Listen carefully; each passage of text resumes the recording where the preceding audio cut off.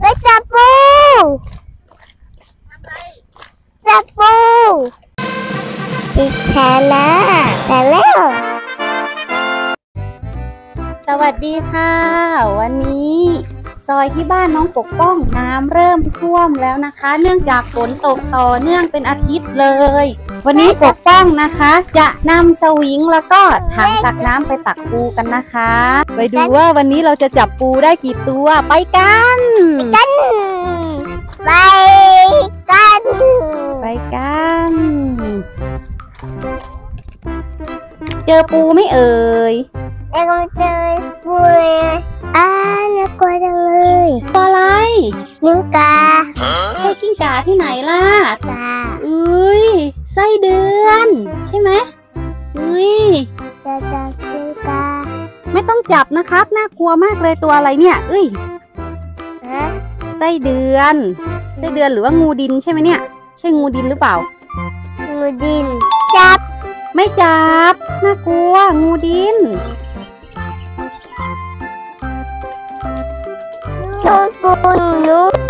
ปูอยู่นู่นไปกัน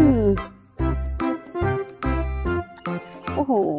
ฝนตกหนักเป็นอาทิตย์แล้วน้ำท่วมซอยอะไรนะ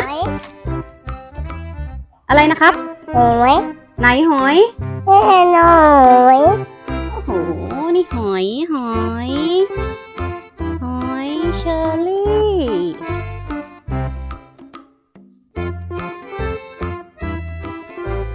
นี่ไง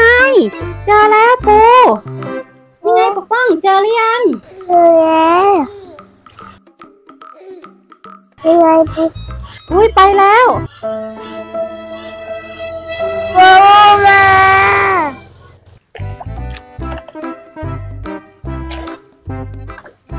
ปกป้องทำอะไรตักน้ำตักน้ำนิดเดียวพอแล้วครับป่าเดินมาหาปูกันดีกว่าเร็วๆน้ำท่วมเยอะเลยเนาะน้ำตกเจอปูหรือยังครับไม่เจอยังไม่เจอเลยเหรอปลาตายแล้วอ่ะปลาตายเหรอใช่เจอแต่ปลาตายครับไม่ต้องจับนะปลาตายแล้วไม่เจอเจอแต่ปลาตายไปหาปูกันต่อไปเร็ว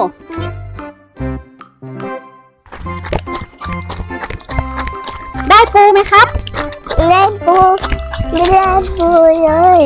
ไม่ได้ปูเลยน่าสงสารน่ะ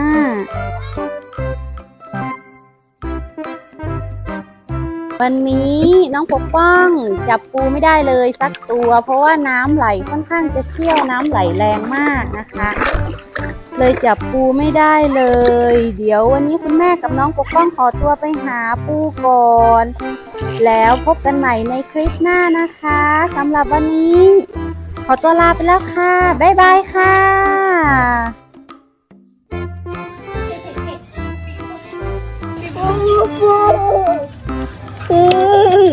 ได้แล้ว1 ตัวสรุปวันนี้เราได้ปูมา1 ตัวต้วนจ้า